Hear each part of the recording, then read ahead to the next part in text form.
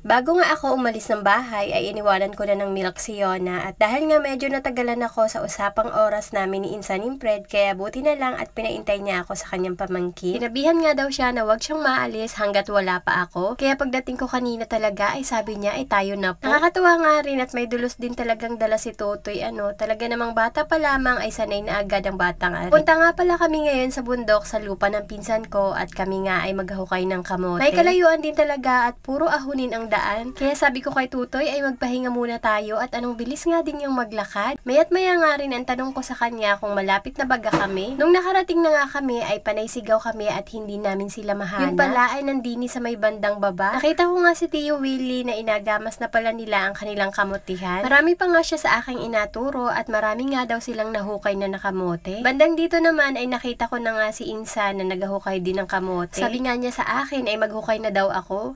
Ako'y magpapahinga nga muna. Hindi ko na rin kasi talaga matandaan kung kailan ako huling umahon ng ganun kalayo at sobrang ahunin nga ng daan papunta dito sa kanilang kaingin. Kaya naman nanibago ang katawan ko at sobra talaga akong napagod. Buti na nga lang din at ako'y palaging handa at may dala nga rin akong tubig. Nung nakapagpahinga na nga ako ay niyaya muna ako nila at ipapakita daw nila yung tambayan nila sa may bandang taas.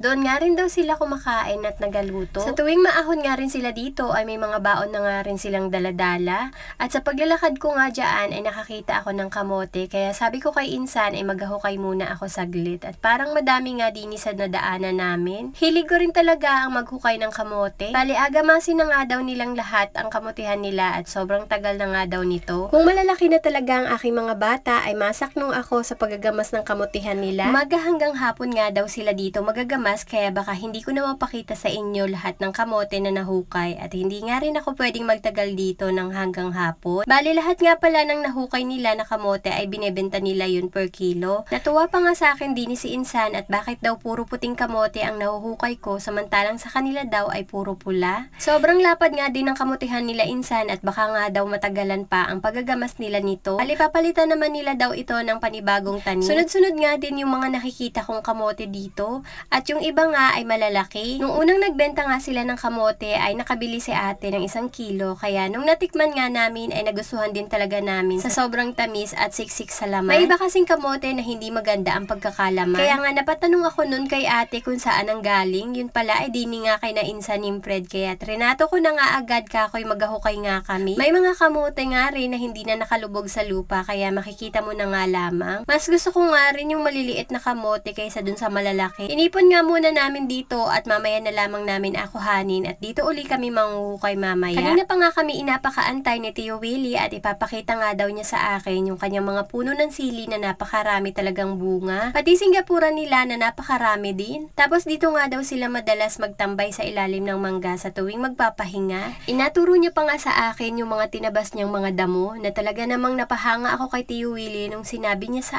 akin na lahat ng nakikita ko ay siya lamang daw ang nagtanim ng lahat ng ito. Pati nga sa pagtatabas ay siya din lahat. Maaga pa nga lang daw ay naahon na siya dito sa bundok tapos hapon na nabalik. Kanina nga nung nakita ko siya na nagagamas ay naawa ako dahil hindi talaga biro ang magbilad sa init. Pero ito talaga ang buhay nila at buhay na nakasanayan at yung mga ganitong tao talaga ang hindi mo mapapagpahinga at baka lalo silang manghina kapag wala silang ginagawa. Namitas na nga rin pala ako ng sili at sabi nga niya sa akin ay ibabad ko daw ito sa suka. Wala daw kasing presyo ang sili ngayon kaya ayan at nangangalaglag lang. Pitasin ko nga lang daw yung parang mabintog pa tapos parang makintab. At karamihan nga yung iba ay tuyo na at hindi na nga daw maganda yon at malalaglag na daw yun. Sunod namang pinakuha sa akin ay aring mga talong na akala mo ay walang bunga pero natatakpan lamang yan ng mga damo.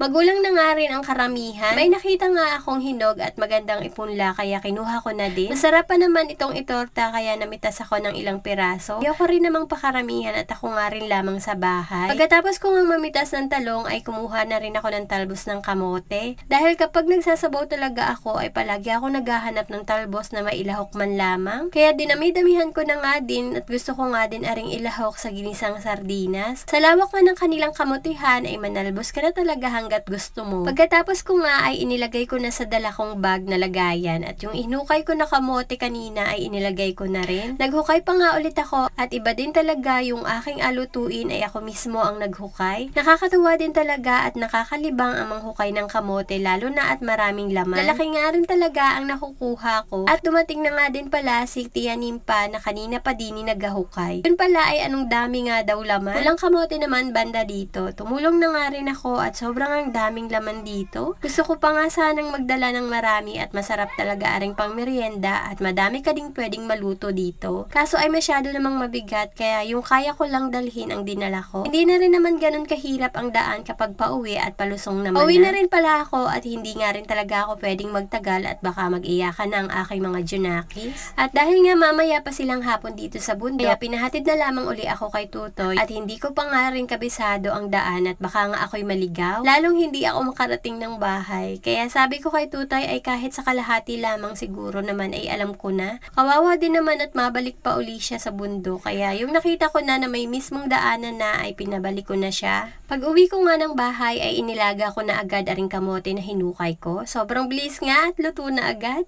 Tamang-tama kasi aring pang merienda at ang dami ko na talaga agad nakain. Kinahapunan naman ay nagisa ako ng sardinas tapos hinaluan ko ng talbos ng kamote. Yung mga simpleng ulam nga din sa probinsya ay busog ka na. At dahil nga mas magandang fresh pa yung sili kong kakapitas lang kanina kaya gumawa na ako ng suka. And yun lang for today's video. Salamat sa panonood!